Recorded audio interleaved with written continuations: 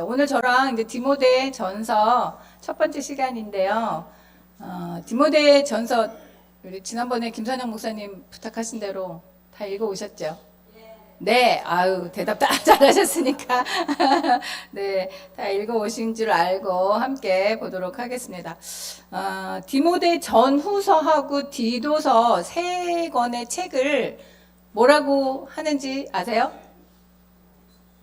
네, 바울이 쓴 디모데 전후서, 디도서를 목회서신이라 그래요. 목회서신. 네, 교회를 담당하는 목회자들에게 준 편지이다. 그래서 목회서신이다. 이렇게 얘기를 하는데 그 중에서 오늘은 디모데 전서를 먼저 살펴보도록 하겠습니다.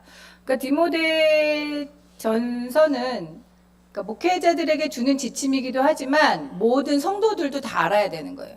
그러니까 교회 공동체를 바르게 세워가기 위해서 주신 귀중한 지침서라고 생각을 하시면 돼요. 그래서 각자의 역할에 맞는 그 직분에 맞는 책임과 의무가 무엇인지 저희에게 알려주는 그런 책이라고 생각하시면서 보시면 됩니다. 그래서 거기 A번 디모데 전서는 연대적으로 바울의 13권의 서신서 중에 몇 번째로 기록? 11번째. 네, 이제 거의 끝이죠. 13권 중에서 11번째라 그랬으니까.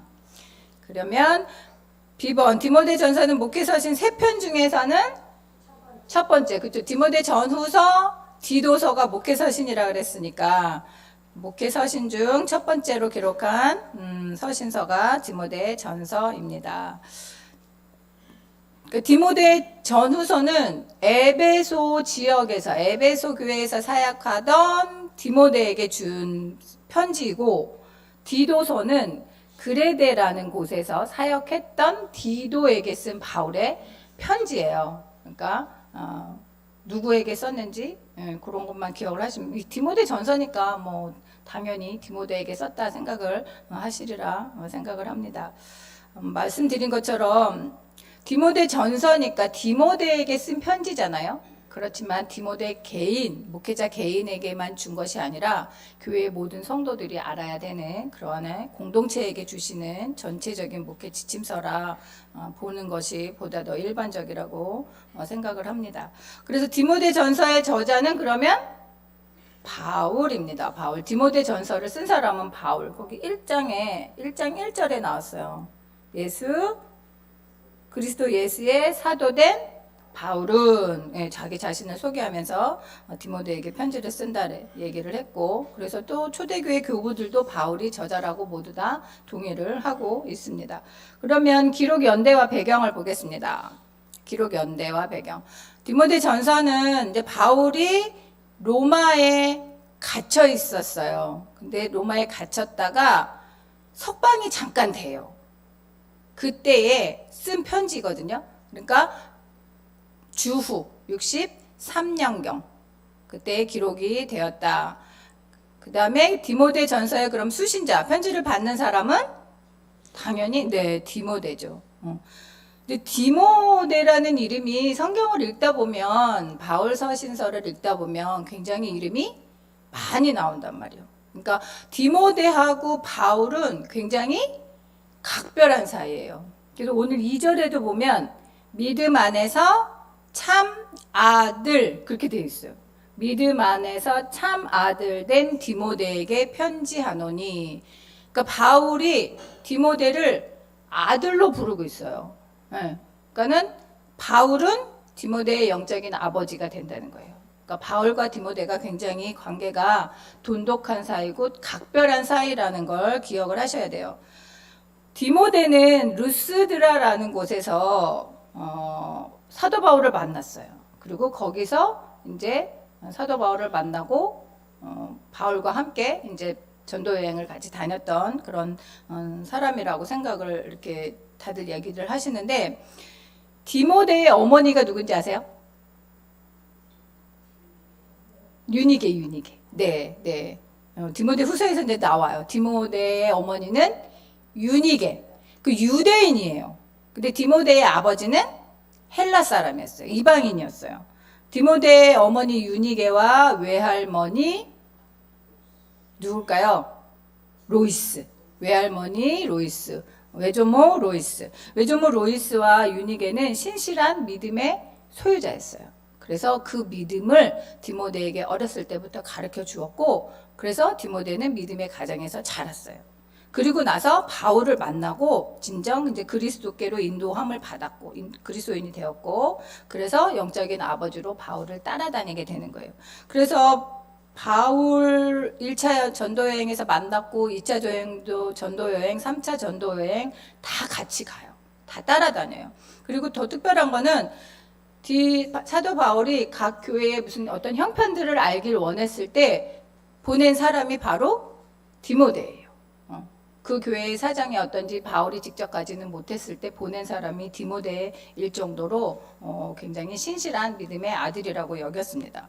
그리고 로마 감옥에 갇혀 있을 때도 같이 있었고 고린도에서도 함께 있었고, 그래서 바울과 디모데는 굉장히 주의 일을 같이 감당하는 동료이기도 하지만 동역자이기도 하지만 또 믿음의 아들로서, 그리고 바울이 로마 감옥에 갇히고 이렇게 거의 마지막 때까지 함께 있었던, 그러니까 바울에게는 굉장히 위로가 되었던 그러한 사람이에요. 그래서 두 사람의 관계가 굉장히 남달랐다라는 것을 기억을 하시면 되겠습니다. 바울이 디모데를 에베소에서 목회를 하게 된 이유, 디모데가 목회를 하게 된 이유가, 에베소에서 하는 이유는 바울과 디모데가 함께 에베소를 방문을 해요. 그리고 나서 바울이 마게도냐로 떠나면서 디모데에게 에베소에 남아 있으라고 이야기를 해요. 그런데 바울은 에베소를 떠나면서 자기는 금방 돌아올 것이라고 생각을 했는데 그러질 못하는 거예요. 상황이 안 돼서. 그래서 에베소에 남아서 목회 사역을 하는 디모데에게 그 목회를 어떻게 해야 하는지, 교회를 어떻게 이끌어야 하는지를 알려주기 위해서 지금 편지를 쓰는 거예요. 바울 자신이 금방 가지를 못하니까 하나님의 교회, 살아계신 하나님의 집이고 진리의 기둥과 터인 교회를 어떻게 목회해야 되는지를 알려주시기 위해서 쓴 것이 바로 디모데 전서, 디모데 후서입니다. 그러면 특징을 보겠습니다. 특징 보면 바울이 젊은 목사 디모데에게 주는 명령이 여러 번 나온다 그랬습니다. 명령. 그러니까 디모데는 에베소에서 목회를 할 때 나이가 어렸어요. 그러니까는 그때의 나이가 보통 한 30대 정도라고 늘 생각들을 하시거든요. 그러니까 연장자잖아요. 바울은 믿음의 선배이고 연장자이고 경험이 많은, 그리고 디모데는 아직 어린 목회자이고, 그래서 디모데에게 해야 할 것들에 대해서 이렇게 해라, 이렇게 해라, 이렇게 가르쳐라, 그렇게 하는 명령의 말씀을 한 10여 차례 이야기를 합니다.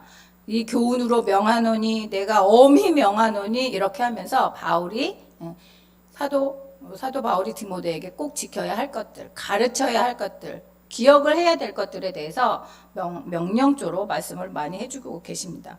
그 다음에 또 특별한 게 뭐가 있냐면 선한이라는 단어가 15번 정도가 나옵니다. 선한. 디모데 전서에 보면 선한 말이라는 말이 엄청 많이 나와요. 한 6장, 디모데 전서가 6장이잖아요. 6장 가운데에서 선한이라는 말, 선한 양심, 선하다, 좋은 일꾼, 좋은 교훈, 이렇게 선하다, 좋은, 이런 말들이 15번 정도 나올 정도로 바울이 말씀을 선한 것에 대한 말씀들을 많이 하고 있어요. 왜 그러냐면 하나님이 선하시고 복음의 본질이 선한 것이기 때문에 예수 그리스도를 믿는 사람은 선한 모습으로, 선한 양심을 가지고 선한 믿음의 싸움을 싸워야 한다라는 걸 거듭거듭 강조를 하고 있다는 말씀입니다.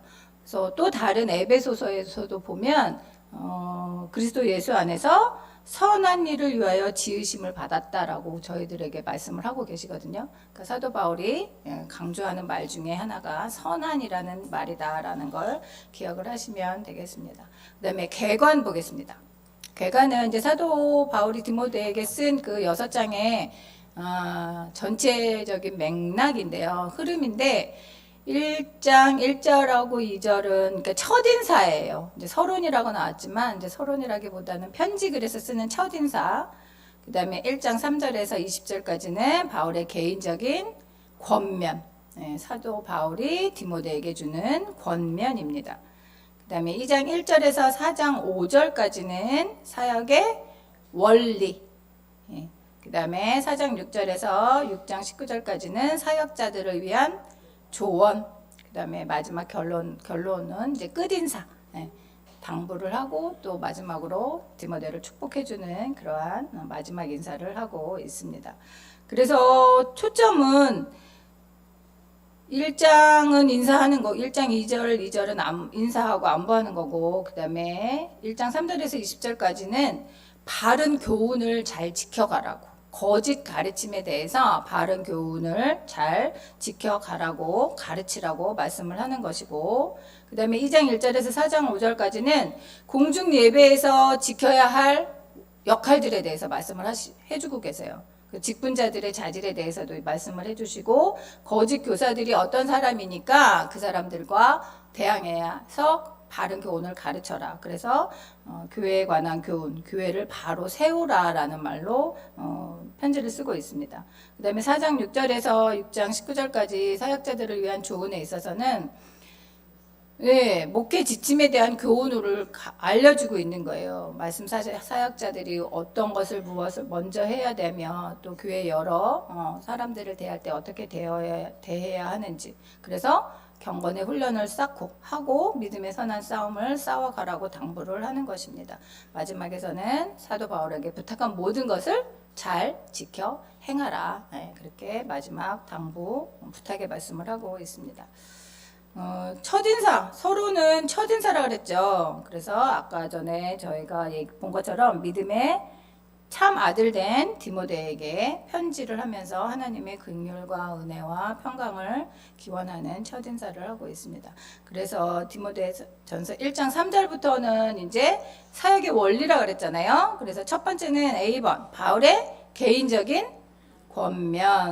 권면입니다. 권면. 그래서 1번 보면 바울은 디모데에게 잘못된 가르침을 바로잡을 필요성을 위탁한다. 잘못된 가르침을 바로잡아라 라고 이야기를 하고 있습니다. 왜냐하면 당시에 거짓된 가르침이 엄청 많이 있었어요.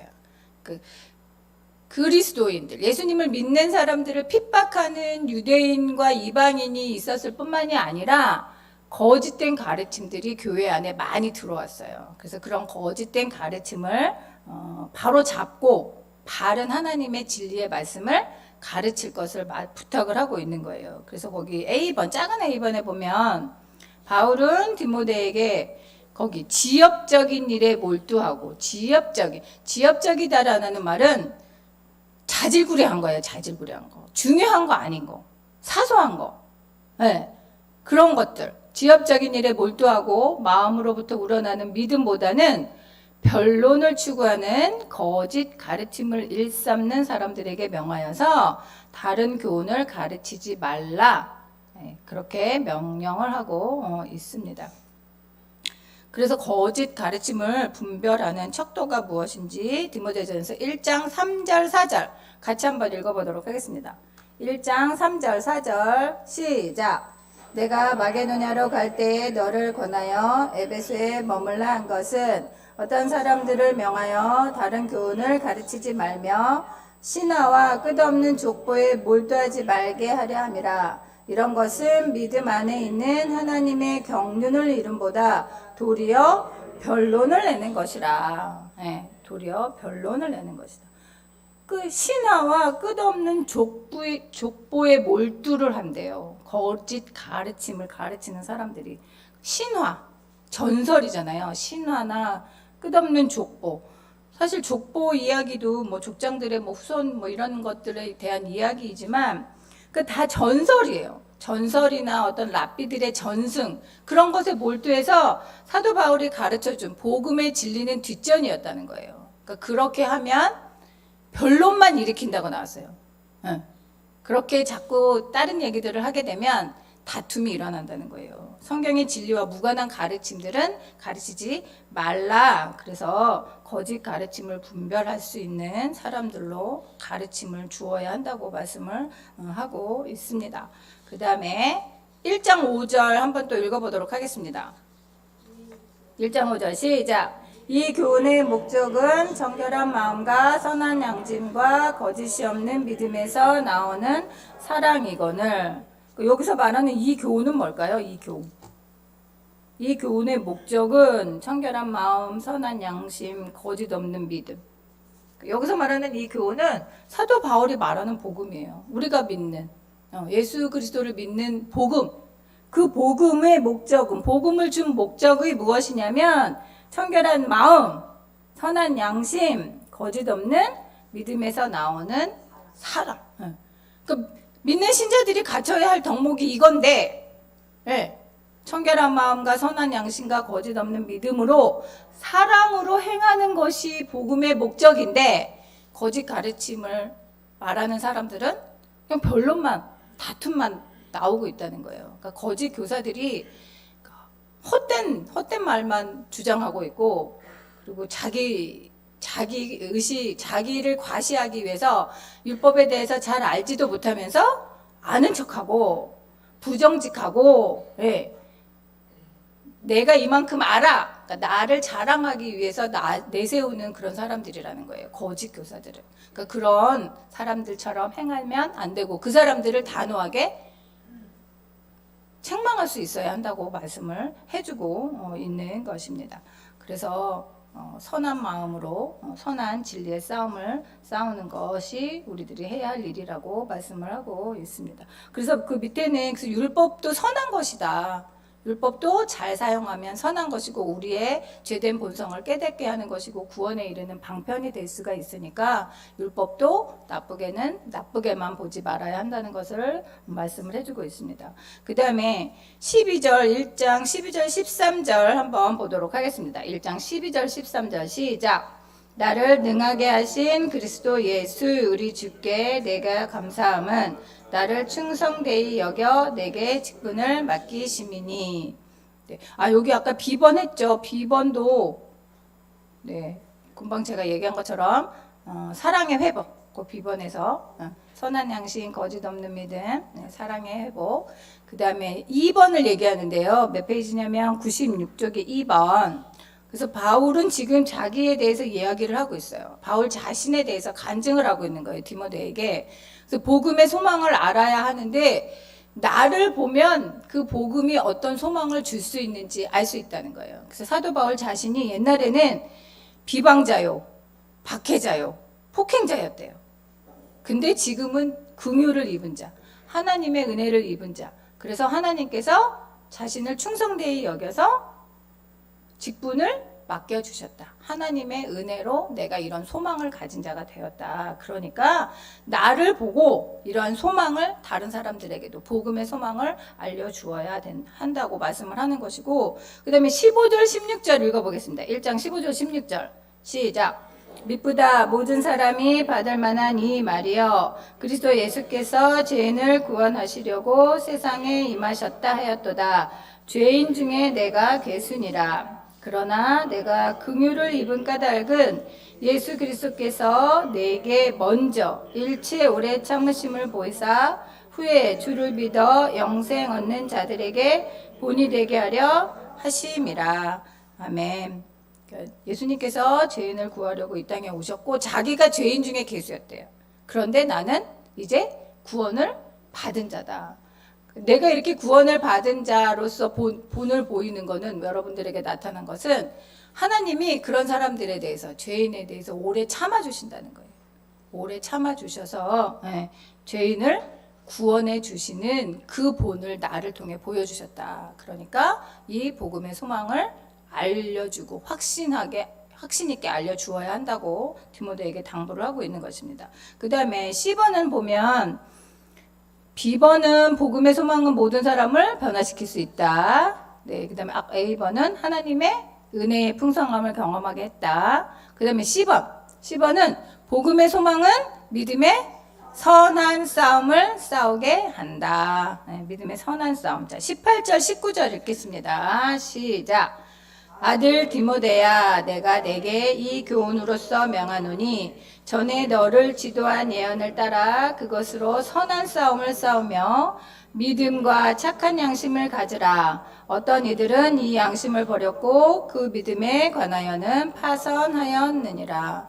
그러니까 복음의 소망을 알아야 되는 이유가 하나님의 은혜의 풍성함이 있고 또 나를 변화시킨 것처럼 모든 사람을 변화시키는 것이 복음이고 또 그 복음으로 인해서 우리가 선한 싸움을 싸우게 해준다는 것입니다. 믿음의 선한 싸움. 아까도 얘기한 것처럼 선한이라는 말이 굉장히 많이 나왔다 그랬잖아요.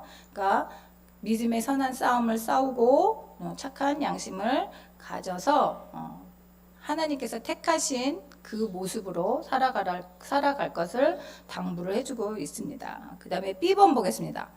B번에서는 2장 1절에서부터 나오는데요. 사역의 원리. 디모데가 목회를 할 때, 목회 사역을 할 때 원리가 있는데 그 중에서 1번은 바울은 기도의 필요성에 대해서 권면을 한다. 여기서는 기도의 필요성 나왔지만 기도의 중요성, 기도가 얼마나 중요한 것인지 알려주고 있습니다. 그래서 2장 1절, 2절 읽고 5절 읽겠습니다. 2장 1절, 2절, 5절 시작. 그러므로 내가 첫째로 권하노니 모든 사람을 위하여 간구와 기도와 도구와 감사를 하되 임금들과 높은 지위에 있는 모든 사람을 위하여 하라. 이는 우리가 모든 경건과 단정함으로 고요하고 평안한 생활을 하려 함이라. 5절. 하나님은 한 분이시요 또 하나님과 사람 사이의 중보자도 한 분이시니 곧 사람이신 그리스도 예수라. 아멘. 위에서 보면 잘못된 가르침에 빠져서 사탄에 넘어간 사람도 있다. 근데 목회를 할 때 가장 중요하고 그래서 뭐라고 얘기를 하냐면 2장 1절에 내가 첫째로 권하노니 첫 번째로 권하노니 모든 사람을 위하여 간구와 기도와 도구와 감사를 하래요. 간구와 기도와 도구와 감사. 말이 조금씩 다 달라요. 그렇죠? 간구는 뭘까요? 간구. 그죠? 간절히 원하는 거예요. 맞아요. 간절히 원하는 거. 간절히 내가 하나님 진짜 간절히 원하는 게 있어요. 이렇게. 하나님 들어주십시오라고 기도하는 거. 간절히 기도하는 거. 간구예요. 그럼 기도는요? 기도, 우리가 하는 모든 기도, 모든 종류의 기도, 그 안에 간구도 포함이 되겠죠. 우리 새벽 기도도 하시고, 주중에도 기도하시고, 아침, 저녁으로 기도하시고, 식기도도 하고, 그러니까 무시로 하잖아요. 그러니까 그런 모든 기도가 다 포함된 거예요. 모든 종류의 기도. 그럼 도구는 뭘까요? 도구. 그쵸. 중보기도. 다른 사람을 위해서 기도하는 도구, 중보기도. 그럼 감사는요? 그쵸. 간구하고 기도하고 도구하는 사람은 감사가 안 나올 수가 없다는 거예요. 하나님의 은혜에 감사할 수밖에 없다는 거예요. 그래서 사도 바울이 첫째로 권하는 게 간구와 기도와 도구와 감사를 해라. 근데 여기서 지금 2장에서 말씀하는 이 기도는 그러니까 개인적인 기도도 포함이 되지만 물론 이거는 공적 예배에서의 기도를 말씀하는 거예요. 공적인 예배에서 기도를 할 때 이런 기도를 해라. 간구, 기도, 도구, 감사를 하는데 특별히 또 모든 사람을 위해서, 그러니까 우리 교회 성도의 모든 사람, 그리고 꼭 기도가 필요한 모든 사람들을 위해서 기도를 하되 2절에 보면 누구를 위해서 기도하라고 되어 있냐면 임금들과 높은 지위에 있는 사람들. 네. 왜 그 사람들을 위해서 기도를 해야 하냐면 우리가 고요하고 평안한 생활을 하기 위해서. 임금들이 그쵸? 위에 있는 사람들이 정치를 잘해야 백성이 평안하잖아요. 우리가 평안하게 신앙생활을 할 수 있잖아요. 그러니까 그 사람들을 위해서도 기도를 해라라는 거예요. 중요한 거는 5절. 왜 그렇게 기도를 해야 하느냐? 그 기도의 응답을 들어주시는 분이 누구시기 때문에? 하나님이시기 때문에. 우리가 그렇게 기도할 수 있는 이유는 하나님이 한 분이시고 우리를 중보하신 예수님이 계시기 때문에 기도할 수 있다는 거예요. 그러니까 기도의 응답은 하나님 한 분만이 중보자이신 예수님을 통해서 우리에게 주신다. 그러니까 기도를 삶의 우선 순위로 삼아라 라는 걸 말씀을 해주고 있습니다. 예수님의 이름으로 기도하잖아요, 저희가. 그러니까 예수님의 이름으로 기도하는 것이 하나님께 드리는 기도의 중보자가 예수님이기 때문에 예수님 한 분이 우리의 기도를 중보해주는 하나님께로 나아갈 수 있는 길을 열어주신 분이 예수님이기 때문에 그러니까 예수님의 모든 것을 걸고 저희가 기도하는 거예요. 예수님의 성품, 예수님의 인격, 예수님의 십자가의 사역 그 모든 것을 가지고 하나님 나갑니다. 제가 이렇게 예수님을 걸고 기도합니다. 그러니 하나님 저희의 기도를 들어주십시오라고 공적으로든 사적으로든 기도할 수 있어야 된다라고 얘기를 하고 있습니다. 그 다음에 8절에서 15절까지는 교회 모임에서 그러니까 공적인 예배에 있어서 남녀의 차이가 있다. 네. 역할에 대해서 말씀을 하고 있어요. 남녀 이거는 차별이 아니고 차이예요. 제가 이제 목소리를 높여서 얘기를 하게 될 거예요, 아마. 왜냐하면 이 말씀을 오해하시는 분들이 굉장히 많거든요. 네. 그러니까 차별이 아니에요. 하나님 안에서는 예수 그리스도가 우리 모두를 구원했잖아요. 종이나 자유자나 외인, 이방인이나 유대인이나 차별이 없다. 남자나 여자나 차별이 없다라고 말씀을 하셨어요. 그러니까 예수님 안에서는 차별이 있는 게 아니라 역할의 차이가 있다는 거예요. 네, 그래서 이것도 마찬가지예요. 앞에서 기도가 공적인 예배에 있어서의 기도라고 그랬잖아요. 마찬가지로 8절에서 나오는 그 이야기도 공적인 예배에서 기도를 어떻게 해야 된다. 남자의 역할은 무엇이고 여자의 역할은 무엇이다. 이런 걸 말씀해 주시는 거예요. 그래서 첫 번째로 A번은 뭐라고 나왔냐면 2번에 바울은 교회 모임에서의 남녀의 역할을 이야기하는데 A번은 바울은 기도를 드리는 장소가 어디든지 남자가 리더십을 갖고 본을 보이며 분노와 다툼이 없이 거룩하게 기도하기를 바랍니다. 바란다고 그랬어요. 2장 8절 같이 읽어보도록 하겠습니다. 시작. 그러므로 각처에서 남자들이 분노와 다툼이 없이 거룩한 손을 들어 기도하기를 원하노라. 공중 예배 시에 당시 이제 예배 순서에 장로 혹은 감독들이 나와서 이제 기도 순서를 맡았단 말이에요. 그러니까 그게 교회사적으로 그냥 이렇게 자리를 잡아가는 그런 단계 시기거든요. 그러니까 사도 바울이 말씀하기를 공예배에서 지금처럼 남자들이 기도를 하되 어떻게 하냐면 분노와 다툼이 없이 거룩한 손을 들어서 기도를 하라는 거예요. 그러니까 손을 들어서 이렇게 기도를, 그러니까 이 자세만 얘기하는 게 아니에요. 거룩한 거에 중요점이 있는 거예요. 분노와 다툼이 아니라 거룩한 기도를 드리라는 거예요. 그럼 거룩한 기도가 뭘까요? 거룩한 기도. 기도자의 영적인 상태를 말하는 거예요. 기도자의 영적인 태도, 영적인 상태가 거룩함을 유지하고 있는지, 그래서 그러한 마음가짐으로, 그러한 자세로 기도를 하라는 것입니다. 흠이 없고 정결한 생활 가운데에서 하나님 앞에 기도를 드리는 장로님, 감독들이 되어야 한다는 것을 말씀을 하고 있어요. 지금은 저희들도 여자 성도들도 나와서 기도하잖아요. 공예배 때. 그러니까 그 당시는 공적인 예배에 있어서 거의 다 이제 남성분들이 주관을 해왔었기 때문에 그냥 그 교회사적인 의미에서 남자들을 먼저 두고 이야기를 하는 거예요. 네. 그 다음에 그럼 여자들은 어떤 역할을 해야 하는지 말씀을 해주고 있습니다.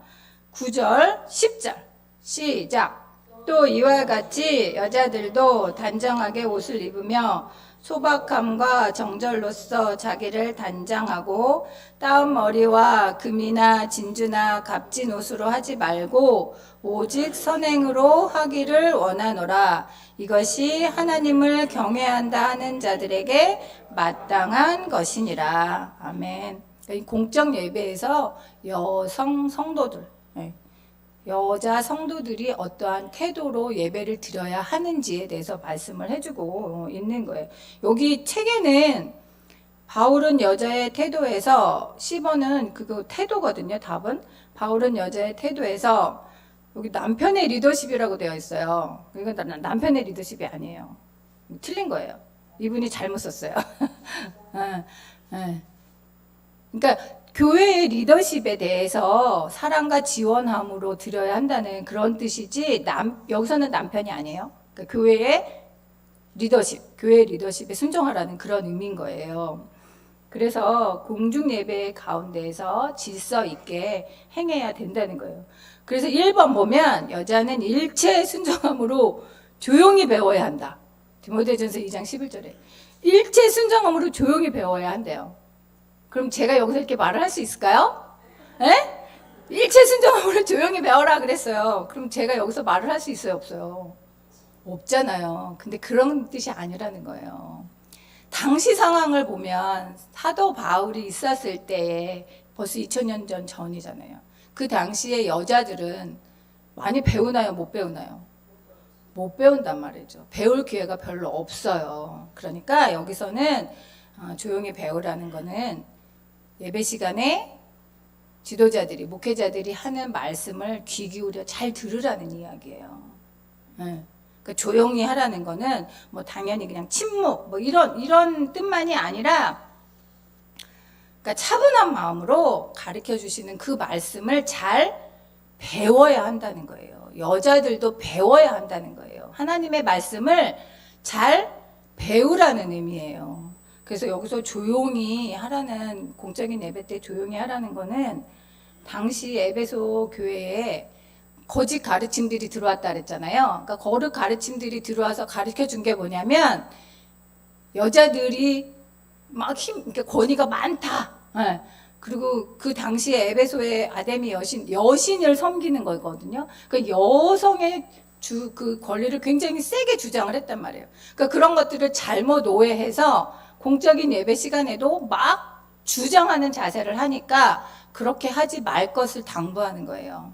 그래서 나서야 될 자리, 나서지 않아야 될 자리를 분별하라는 거예요. 공적인 예배 시간이니까 하나님의 말씀을 진지한 태도로 기꺼이 잘 배워라, 그런 뜻입니다. 그러니까 지도자들과 그들의 가르침에 대해서 순종하라는 거예요. 네, 하나님의 말씀에 순종할 것을 말씀을 해주는 거예요. 당시 여자 지도자들이 없었나요?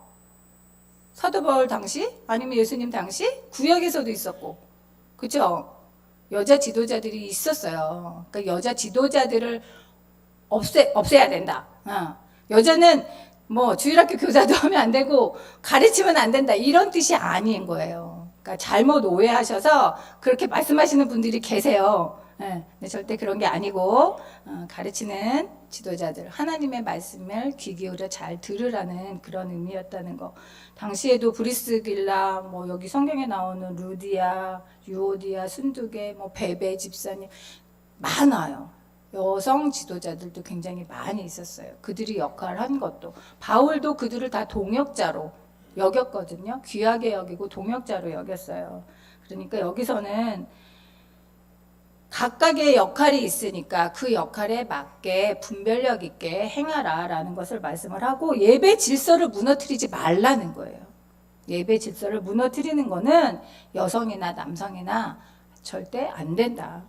예배 질서 무너뜨리지 말 것을 단호하게 밝히는 것입니다. 그 다음에 B번을 보면 여자는 지역교회 모임에서 가르치는 것과 남자를 주관하지 말아야 한다. 이것도 같은 맥락인 거예요. 그러니까 교회 공적인 모임에 있어서 거짓 가르침을 받은 여인들이 막 이제 자기의 권위가 높아졌다 생각하고 막 남편도 무시하고 지도자들도 무시하고 막 큰 소리를 내고 이러는 그런 상황들이 많았다는 거예요. 그래서 그렇게 하지 말 것을 당부하면서 해주는 말씀인 거예요.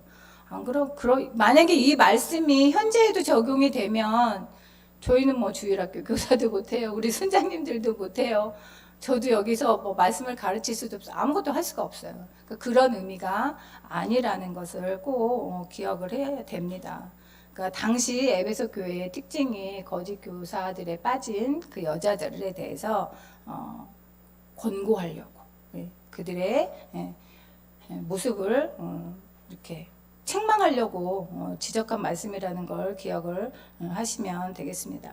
그러면서 여기 앞에 보면 여성들이 단정하게 옷을 입고 소박함과 정절로서 자기를 단정하고, 그쵸?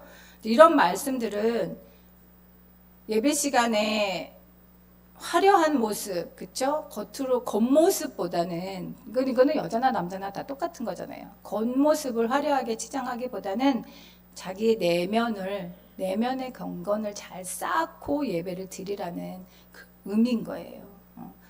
여기서 그런 의미로 받아들이셔야 합니다. 그래서 사도 바울은 그렇게 지도자의 권위, 지도자의 말씀들, 그들의 가르침에 순종해야 되는 이유로 하나님께서 가르쳐 주신 창조의 원리를 들어서 남자가 먼저 창조가 되었고 또 하와가 먼저 죄의 꾀임에 빠졌고, 그런 것들, 창조의 원리에 따라서 남자와 여자가 동등하지만, 그렇죠? 동등하지만 기능에 있어서, 역할에 있어서는 차이가 있으니 그 원리를 기억을 해라. 그래서 교회의 질서를 잘 세워갈 수 있어야 한다라고 말씀을 하고 있는 것입니다. 그 다음에 그 15절 보면 2장 15절은 한번 같이 읽어보도록 하겠습니다. 그러나 여자들이 만일 정숙함으로써 믿음과 사랑과 거룩함에 거하면 그의 해산함으로 구원을 얻으리라. 네, 이 말씀은 굉장히 해석이 좀 어려운 말씀이에요. 해산함으로 구원을 얻는다라는 이 말씀이 굉장히 조금 이 구절 자체가 좀 난해한 구절이기는 한데, 여기서 이렇게 사도 바울이 말하는 거는, 그러니까 당시에 남성들이 교회의 지도자 역할들을 많이 했잖아요. 공적인 예배에 있어서도 기도도 담당을 하고. 근데 남자들이 그런 역할을 하고 있는 것도 중요한데, 여성도들도 정숙함으로 믿음과 사랑과 거룩함으로 신앙생활을 하면서 해산함으로 구원을 얻는다는 건 자녀를 믿음 안에서 잘 양육하라는 거예요. 그것도 중요한 역할이라는 거예요. 네.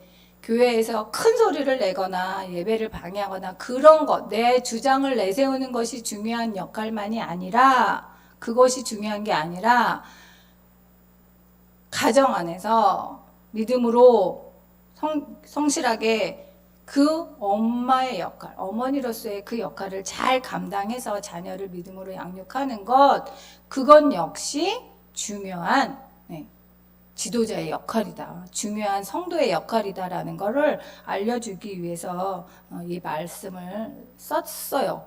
제가 다른 주석들, 여러 주석들을 살펴봤더니 대부분의 그런 의미로 말씀들을 많이 하고 계세요. 그래서 교회 생활, 가정 생활 다 중요하다는 거예요. 네.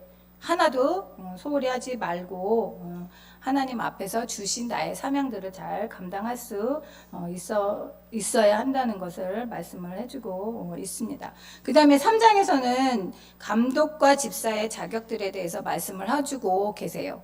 여기는 지금 97쪽의 3번. 바울은 교회의 직분자들에 관련된 원리를 위탁한다. 그래서 첫 번째는 바울은 장로의 자격에 대하여 지침을 준다. 3장 1절에서 7절. 1절에서 7절 다 같이 읽겠습니다. 장로의 역할, 장로의 직분을 맡은 사람들이 해야 할 책임입니다. 의무. 시작. 미쁘다 이 말이여 곧 사람이 감독의 직분을 얻으려 함은 선한 일을 사모하는 것이라 함이로다. 이러므로 감독은 책망할 것이 없으며 한 아내의 남편이 되며 절제하며 신중하며 단정하며 나그네에 대접하기를 잘하며 술을 즐기지 아니하며 구타하지 아니하며 오직 관용하며 다투지 아니하며 돈을 사랑하지 아니하며 자기 집을 잘 다스려 자녀들로 모든 공손함으로 복종하게 하는 자라야 할지며 사람이 자기 집을 다스릴 줄 알지 못하면 어찌 하나님의 교회를 돌보리요. 새로 입교한 자도 말지니 교만하여져서 마귀를 정죄하는 그 정죄에 빠질까 하며 또한 외인에게서도 선한 증거를 얻은 자라야 할지니 비방과 마귀의 올무에 빠질까 염려하라. 아멘. 예. 감독. 그러니까 장로의 감독이나 장로 이렇게 왔다 갔다 쓰거든요. 그러니까 같은 의미라고 생각을 하시면 돼요. 그래서 장로의 자격, 감독의 자격에 대해서 여러 가지 것들을 나열을 하고 있습니다. 책망할 것이 없고 한 아내의 남편이 되고 많잖아요. 그러니까 이 말씀들은 저희 모두에게 포함이 되는 거예요. 특별히 장로의 직분, 감독의 직분을 맡은 분들에게 주신 말씀이지만 모든 성도들이 유념해야 될 그런 말씀이고 특별히 직분자들에게 이러한 말씀을 주셨다는 것을 꼭 기억을 하셔야 됩니다. 중요한 것은 외인에게서도 선한 증거를 얻어야 된다고 나오고 있어요. 교회 안에서뿐만 아니라 바깥에서도 교회 밖에서도 선한 증거를 얻은 자가 교회의 직분을 맡을 수 있다라고 말씀을 하고 그런 사람을 뽑아야 된다라고 말씀을 하고 있습니다. 그다음에 3장 8절에서 13절 이거는 굳이 뭐 다른 얘기 안 해도 다 아시는 거라서 제가 자세하게는 자세한 뜻풀이는 해석은 하지 않겠습니다. 그다음에 3장 8절에서 13절까지는 집사의 자격에 대해서 말씀을 하고 계세요. 자, 같이 또 읽겠습니다. 시작. 이와 같이 집사들도 정중하고 일구이언을 하지 아니하고 술에 임박이지 아니하고 더러운 일을 탐하지 아니하고 깨끗한 양심에 믿음의 비밀을 가진 자라야 할지니 이에 이 사람들을 먼저 시험하여 보고 그 후에 책망할 것이 없으면 직사의 직분을 맡게 할 것이요 여자들도 이와 같이 정숙하고 모함하지 아니하며 절제하며 모든 일에 충성된 자라야 할지니라. 집사들은 한 아내의 남편이 되어 자녀와 자기 집을 잘 다스리는 자일지니 집사의 직분을 잘한 자들은 아름다운 지위와 그리스도 예수 안에 있는 믿음에 큰 담력을 얻느니라. 여기서 집사 말씀하면서 여자들도 이렇게 나왔잖아요. 여자들도. 그 남자 집사들도 있었고 여자 집사들도 있었어요. 그러니까 지도자들을 세울 때 여자라고 해서 배제되지 않았다는 거 기억을 하시고 여기에 나오는 많은 덕목들이 있잖아요. 근데 거기 보면 정중하다. 그러니까 진지하고 존중할 만한 행동을 해야 되고 일구이언을 하지 말아야 되고 그러니까 장로 직분에도 마찬가지지만 일구이언을 하지 않고 신뢰가 가는 사람이어야 된다는 거예요. 그러니까 이런 직분자들을 뽑을 때는 그 모든 면에 있어서 이렇게 검증이 된 분들을 뽑을 수 있어야 한다는 것 사도 바울이 디모데에게 당부를 하고 있는 것입니다. 그 다음에 4번 보면 바울은 이 편지를 쓰는 목적을 이야기하고 있습니다. 디모데전서 3장 14절에서 16절인데요. 거기까지 오늘 하려고 합니다. 뒤에 4장 나오는 거는 뒤로 나중에 하겠습니다.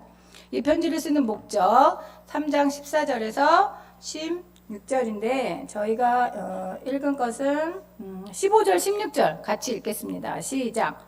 만일 내가 지체하면 너로 하여금 하나님의 집에서 어떻게 행하여야 할지를 알게 하려 함이니 이 집은 살아계신 하나님의 교회요 진리의 기둥과 터니라. 크도다 경건의 비밀이여 그렇지 않다 하느니 없도다.